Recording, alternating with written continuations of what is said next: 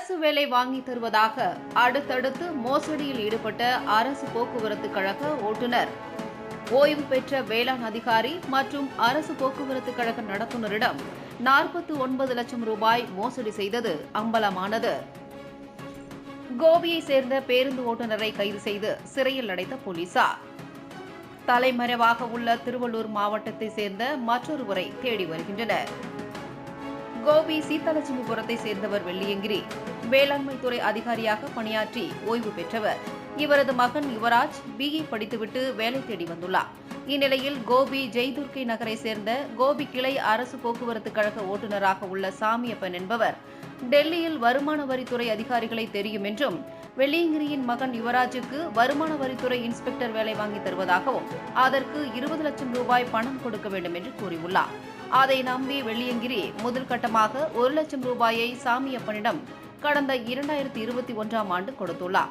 அதைத் தொடர்ந்து திருவள்ளூரை சேர்ந்த மகேந்திர ராஜா என்பவரை அறிமுகம் செய்து வைத்த சாமியப்பன், மகேந்திர ராஜுவிற்கு டெல்லியில் உள்ள வருமான வரித்துறை உயர் அதிகாரிகள் பலரை தெரியும் என்றும், மீதமுள்ள 19 லட்சம் ரூபாயை கொடுத்தால் உடனடியாக வேலை வாங்கி தருவதாக கூறியுள்ளார். அதை நம்பிய வெள்ளியங்கிரி 19 லட்சம் ரூபாயை 2021ஆம் ஆண்டு மகேந்திர ராஜுவின் வங்கிக் கணக்கில் செலுத்தியுள்ளார். பணத்தை பெற்றுக்கொண்ட பிறகு சாமியப்பனும் மகேந்திர ராஜாவும் வேலை வாங்கி தராமல் இருந்துள்ளனர். பணம் கொடுத்து 3 ஆண்டுகள் முடிந்த நிலையில் கொடுத்த பணத்தை திருப்பிக் கொடுக்குமாறு வெள்ளியங்கிரி கேட்கவே ஆத்திரமடைந்த சாமியப்பனும் மகேந்திர ராஜாவும் பணத்தை தர மறுத்ததுடன் வெள்ளியங்கிரிக்கு கொலை மிரட்டல் விடுத்ததாக கூறப்படுகிறது. இதனால் அதிர்ச்சியடைந்த வெள்ளியங்கிரி இது குறித்து கோபி காவல் நிலையத்தில் புகார் அளித்தார்.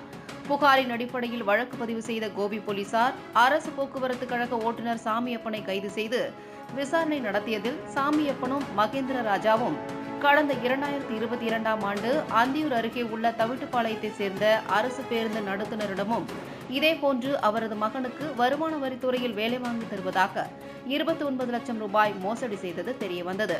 அதைத் தொடர்ந்து சாமியப்பனை கைது செய்த போலீசார் தலைமறைவாக உள்ள திருவள்ளூரை சேர்ந்த மகேந்திர ராஜாவை தேடி வருகின்றனர்.